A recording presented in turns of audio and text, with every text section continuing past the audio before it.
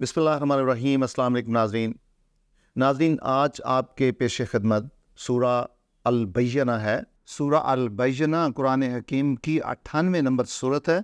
इसकी 8 आयत हैं, 2 पैराग्राफ हैं और इसके कुल अल्फाज बाशमूल हरफ अतफ वाव के 103 हैं और सूरा अल-बय्यना तक कुरान हकीम के कुल अल्फाज की तादाद 86,515 है। सूरा अल-बय्यना का नाम इसकी पहली ही आयत से माखूज है। लम यकुनिल्लज़ीना कफ़रू मिन अहलिल किताबे वल मुशरिकीना मुनफ़क्कीना हत्ता तातियाहुमुल बय्यना, यानी वो लोग जिन्होंने कुफ्र किया अहले किताब में से और मुशरिकीन में से, वो अपने रवायती एतक़ादात से और रसूमात से आज़ाद होने वाले ना थे जब तक कि उनके पास वाज़े दलाइल ना आ जाते। नाज़रीन, सूरा अल-बय्यना के मक्की और मदनी होने पर इख्तलाफ है। हज़रत आयशा रज़ी अल्लाह तआला के नज़दीक ये मक्की सूरा है, लेकिन इसके मक्की और मदनी होने पे कोई वाज़े इशारा इसके मज़मून के हवाले से नहीं मिलता। अपने सियाक़ो सबाक में इससे पहले सूरा अलक और सूरा अल-क़द्र है।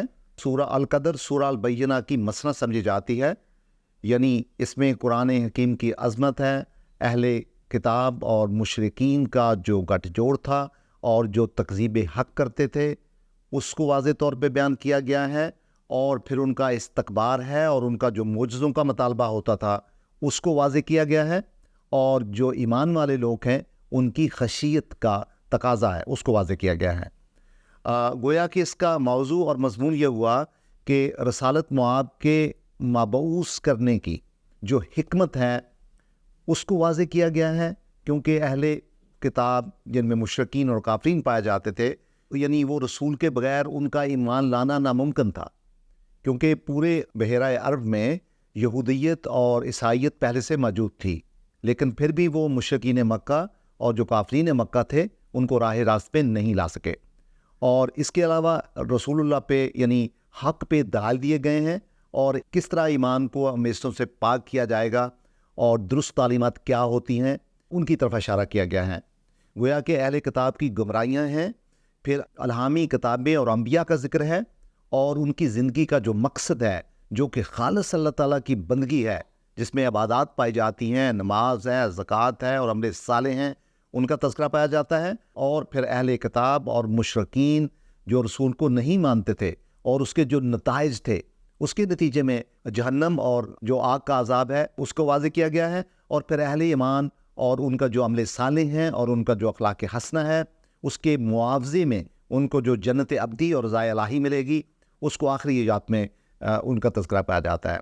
नाज़रीन, सूरा अल-बय्यना का मरकज़ी ख्याल ये हुआ कि इंसानियत जब शिरक, ज़लालत और नापाकियों गुनाह में डूबी हुई थी और ज़लालत के इन अंधेरों से कोई नजात मुमकिन ना थी, तो खुदाए मुतलक ने रसूल करीम सल्लल्लाहु अलैहि वसल्लम को माबूस किया, और वो वही खुदाबंदी के ज़रिया इंसानियत को अंधेरों से रोशनी में लाए।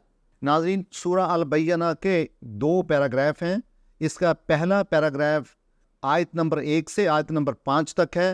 इसमें अबलागे रसूल करीम और कुरान हकीम है जो कि मंबाए हदायत है। लम यकुनिल्लज़ीना कफ़रू मिन अहलिल किताबे वल मुशरिकीना, कि जिन लोगों ने अहले किताब यानी यहूद व नसारा और मुशरिकीन बनी इस्माइल से जो थे, जिन्होंने हक़ का इनकार किया, मुनफ़क्कीना हत्ता तातियाहुमुल बय्यना, यानी उनका रवायतों से या रसूमात से या ख़ुद साख्ता अकायद से आज़ाद होना मुमकिन ना था जब तक उनके पास अल्लाह ताला के कलाम पर मुश्तमिल फ़र्क कर देने वाली आयात ना आईं। इस पे लम जो है ये हरफ जज़्म है, यकुना फ़ेल मज़ारे है, अल्लज़ीना इसमें मासूल है, और कफ़रू गोफेल है लेकिन सिला मासूल है, और मिन जो है हरफ जर है, अहलिल किताबे मरकब अज़ाफ़ी है, और इसमें एक मुदाफ़ है, और किताब जो है अहल किताबे जो है मुदाफ़ अलैह है।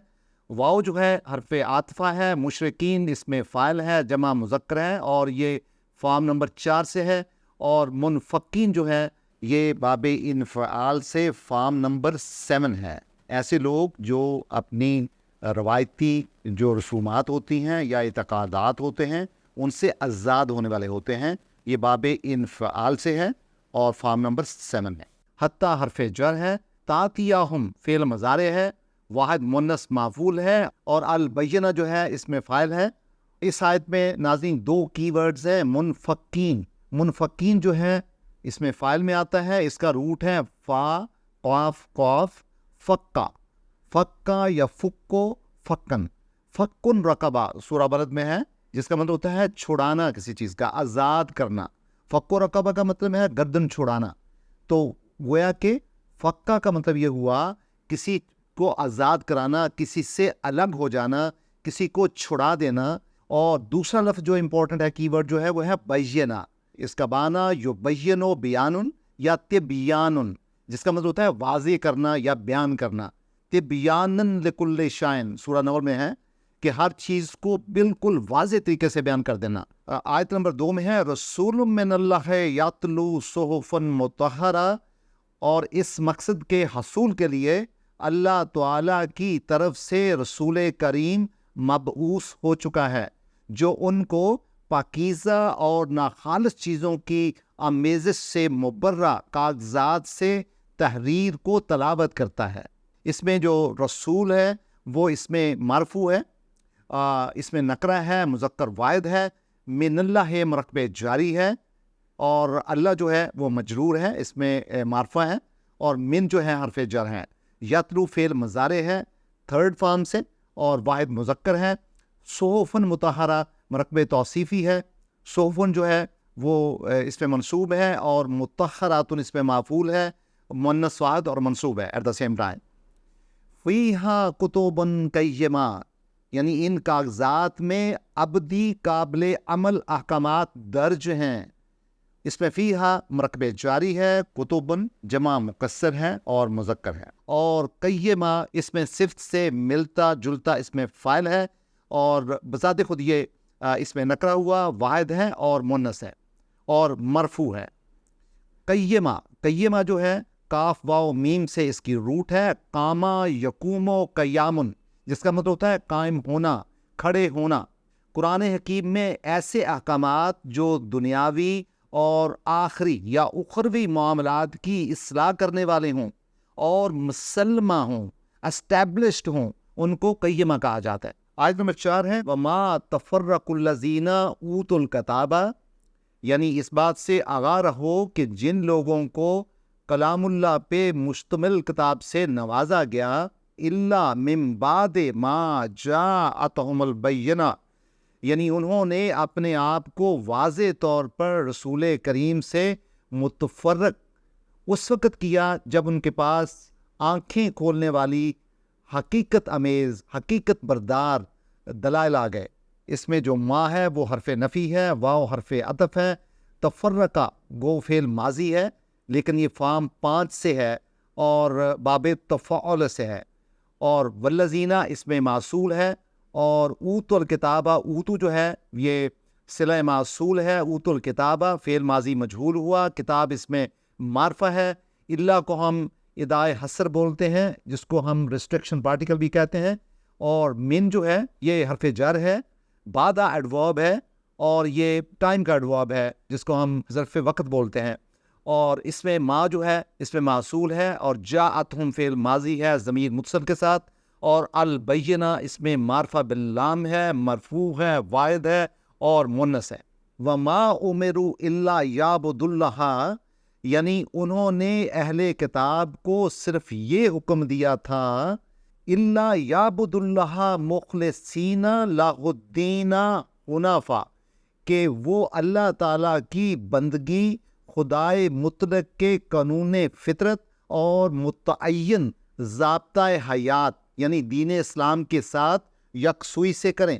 وَيُقِيمُ الصَّلَاةَ وَيُؤْتُوا الزَّكَاةَ، اور پورے پرعزم طریقے سے اور منظم ضابطہ سے صلاۃ کی ادائیگی کریں، اور معاشرتی سطح پہ معاشی استواری کے لیے اور اس کے حصول کے لیے مالی اعانت بھی دیتے رہیں. وَذَلِكَ دِينُ الْقَيِّمَةِ، اور یہ کائنات اور انفرادی اور سماجی حیات کے لیے مقرر کردہ ابدی دستور اور نظام ہے۔ لے یابدو، آبادہ، یابدو عبادتن، یعنی جس کا مطلب ہوتا ہے عبادت کرنا۔ آبادہ میں اللہ تعالیٰ کی آپ عبادت کرتے ہیں اور اس کی بندگی بجا لاتے ہیں، اور اس کے علاوہ دنیا میں کائنات میں کسی چیز کو بھی آپ اطاعت میں نہیں لاتے، خاطر میں نہیں لاتے اور عبادت پہ نہیں لاتے۔ مخلصینہ اس میں فاعل ہے، خالصہ اس کا ورب ہے، یا اس کا خال لام صاد، خالص ہونا اس سے مراد دیا جاتا ہے، پیور ہونا اور خلوص سے دل اور خلوص سے جو سوچ کی نیت کا خلوص ہوتا ہے، عمل اور فعل کا جو خلوص ہوتا ہے، اس کے لیے یہ لفظ استعمال ہوتا ہے۔ اور دینا، دانا یو دینو دینن، اس کا مطلب ہوتا ہے قانون کی اطاعت کرنا یا اطاعت گزار ہونا۔ حنفاء، حنفا سے، حنفا یحنفو حنفن، یعنی یکسو ہونے کو کہتے ہیں، یکسوئی کے ساتھ فوکس ہو کے کسی چیز پہ کام کرنا حنفا کہلاتا ہے۔ اور حنیف جو یکسوئی کے ساتھ کام کرے، پیورٹی کے ساتھ کام کرے، فوکس کے ساتھ کام کرے، اور اس کا جو متضاد لفظ ہے اس کو جنف بولتے ہیں، جنفا بولتے ہیں، جس کا مطلب ہوتا ہے ڈیویٹ کر جانا، یا جس میں یعنی آپ کی ڈائیورژن آف مائنڈ ہو۔ اور صلاۃ سے مراد ہے کہ مقررہ وقت پر مخصوص عبادت، خدا کی بندگی میں خدا کی ثنا جس میں بیان کی جاتی ہے، تلاوت قرآن مجید ہوتی ہے، اور آپ کا صلاۃ ہوتا ہے نبیوں پہ، اور آپ کی دعائیں ہوتی ہیں۔ یعنی یہ جو مجموعہ عبادات ہے، یعنی ایک پروٹوکول کے ساتھ جو عبادت کی جاتی ہے، جو کہ مسلمان 5 دفعہ کرتے ہیں، اس کو صلاۃ کہا جاتا ہے۔ اور اگر اس کے ساتھ زکوٰۃ کا ایلیمنٹ بھی شامل ہو تو پھر اس کا تعلق سوسائٹی کے ساتھ بھی ہو جاتا ہے، گویا کہ پھر آپ نماز کو اسٹیبلش کرتے ہیں، آپ نماز کو قائم کرتے ہیں۔ ناظرین، سورہ البینہ کا جو دوسرا پیراگراف ہے وہ آیت نمبر 6 سے آیت نمبر 8 تک ہے۔ بتایا گیا ہے کہ انسانوں کی جزا و سزا کا پیمانہ اعمال کیا ہوگا۔ ان الذین کفروا من اہل الکتاب والمشرکین، کہ یاد رکھیں کہ وہ لوگ جنہوں نے قرآن حکیم کو تسلیم نہیں کیا تھا، ان کا تعلق یا اہل کتاب سے تھا یا مشرکین سے تھا۔ فی نار جہنم خالدین فیہا، ان کا آخری ٹھکانہ جہنم کی جلستی ہوئی آگ رہے گی، اور وہ اس میں ہمیشہ قیام پذیر رہیں گے۔ اولئک ھم شر البریہ، یہی وہ لوگ ہیں جو انتہائی فساد پھیلانے والے اور بامقصد انتشار پھیلانے والی مخلوق ہیں۔ شرن کہتے ہیں جو یعنی بدی کے راستے پہ، یا جو منفی جو قوتیں ہیں جو برائی کی طرف لے کے جاتی ہیں، ان کے لیے یہ لفظ استعمال ہوتا ہے، یعنی انتہائی نیگیٹو کانوٹیشن ہے اس لفظ کی۔ اور البریہ بولتے ہیں براء یا براء برن، کسی چیز کو عدم سے پیدا کرنا، گویا کہ اس سے مخلوق مراد لی جاتی ہے۔ آیت نمبر 7 ہے، ان الذین آمنوا وعملوا الصالحات اولئک ہم خیر البریہ، بلا شبہ وہ لوگ جو ایمان کے دعوے دار تھے اور جنہوں نے صالح عمل کیا، یہی وہ لوگ ہیں جو در حقیقت بہترین بلائی کرنے والے ہیں، اور اس بلائی کو، اس نیکی کو پھیلانے والے ہیں، اور وہ اپنی ول پاور اور انرجی کا پورا استعمال کرنے والی بہترین مخلوق ہیں۔ یہاں پہ جو خیر ہے وہ شر کا عکس ہے۔ خیر سے مراد وہ کام ہے جو بلائی کے کام ہوتے ہیں، جن میں حسن پایا جاتا ہے، تناسب پایا جاتا ہے، اور جن میں لوگوں کی فلاح پائی جاتی ہے اور اصلاح پائی جاتی ہے۔ ناظرین، جو آیت نمبر 8 ہے، جزاؤہم عند ربہم، ایسے لوگوں کی کامیابی کا جو انعام ہے، جو ایوارڈ ہے، ان کے رب کی طرف سے وہ ہمیشہ تیار ہے اور منتظر ہے۔ اور وہ ریوارڈ کیا ہے؟ جنات عدن تجری من تحت الانہار خالدین فیہا ابدا، یعنی وہاں دل فریب جو باغات ہیں وہ ان کے منتظر ہیں جن کے نیچے نہریں بہتی ہیں، اور خالدین فیہا ابدا، وہ ان میں ہمیشہ قیام پذیر رہیں گے۔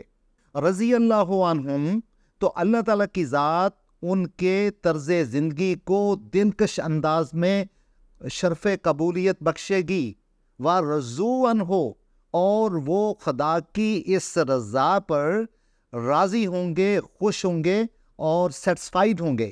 ذَلِكَ لِمَنْ خَشِيَ رَبَّهُ، اور لیکن ایسا خوشگوار انجام صرف اس کے لیے ہی ممکن ہے جو اپنے رب کی کبریائی کا اعتراف کرتے ہوئے خوش باش ہوگا اور مرعوب ہوگا۔ خشیہ جو ہے یہ حالت خشیت کو ظاہر کرتا ہے، یعنی وہ حالت بندگی جب بندہ عبادت کرتا ہے تو اس کا دل نرم اور نازک اور موم ہو جاتا ہے۔ تو ناظرین، وہ جو حالت ہوتی ہے وہ حالت خشیت کہلاتی ہے، یعنی جھک جانا، نرم ہو جانا اپنے رب کے سامنے، اتنا یعنی موم کی طرح ہو جانا، اتنا نرم ہو جانا کہ آپ کا دل پسیج جاتا ہے اس میں۔ اس حالت کو، اس کیفیت کو ہم خشیت بولتے ہیں، یعنی دل و دماغ کی وہ کیفیت جس میں جسم بھی آپ کا نرم ہو جاتا ہے، موم ہو جاتا ہے۔ تو ناظرین، پھر سورہ البینہ سے یہ حقیقت واضح ہے کہ بے شک اللہ تعالیٰ کی ذات الرحمن ہے، الرحیم ہے، اور لا متناہی رحمت ہی رحمت ہے۔ جو لوگ خدا پہ ایمان رکھتے ہیں، خدا کی ذات ان کے دل کی، ان کے دماغ کی رہنمائی کرتی ہے۔ اللہ تعالیٰ اہل ایمان کا ولی ہے اور ان کو گمراہی سے ہدایت عطا فرماتا ہے۔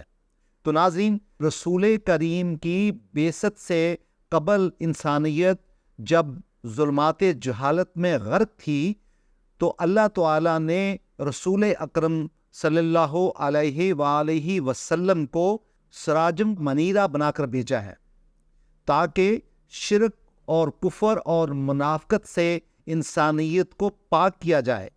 وَدَاعِيًا إِلَى اللَّهِ بِإِذْنِهِ وَسِرَاجًا مُنِيرًا، یعنی رسول کریم جو ہیں وہ دعوت دینے والے ہیں اللہ تعالیٰ کی طرف سے، اللہ تعالیٰ کے حکم کے ساتھ اور اجازت کے ساتھ۔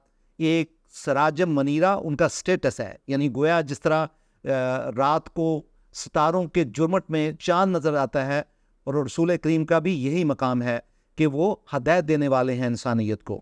قرآن حکیم خالصتاً نور ہدایت ہے۔ جس طرح آنکھوں کو بصارت کے لیے روشنی درکار ہے، اس طرح قرآن حکیم کا نور بصیرت بھی رشد و ہدایت کا منبع ہے، جو روح و قلب کو اس طرح شاداب کرتا ہے جس طرح رحمت کی بارش مردہ زمین کو زندہ کرتی ہے۔ اور قرآن حکیم فرماتا ہے وَأَنزَلْنَا عَلَيْكَمْ نُورًا مُبِينًا، اللہ تعالیٰ کی طرف سے نور اور واضح کتاب آپ کی طرف آ چکی ہے۔ تو گویا ناظرین، اس سے یہ ثابت ہوا کہ بینہ ایک بیان ہے، ایک تبیان ہے جو بہت واضح ہے۔ بینہ کا جو اصل مفہوم ہے وہ رسول کریم کی شخصیت مبارکہ اور وحی قرآن حکیم کی ہدایت ہے۔ اگر رسول کریم سراجن منیرہ ہیں تو قرآن حکیم سراجن منیرہ کا نور ہے۔ تسکین کو ہم نہ روئیں جو ذوق کے نظر ملے، قرآن خلد میں تیری صورت گر ملے۔ سورہ البینہ اپنی 8 آیات کے ساتھ، 2 پیراؤں کے ساتھ اور 103 الفاظ کے ساتھ ہمیں دعوت دیتی ہے کہ ہم اس کے ایک ایک لفظ پہ غور کریں، اس کے صرف اور نحو کو سمجھیں، اس کے مطالب کو سمجھیں اور زبانی یاد کریں اور اپنی نمازوں میں تلاوت کریں۔ بہت شکریہ۔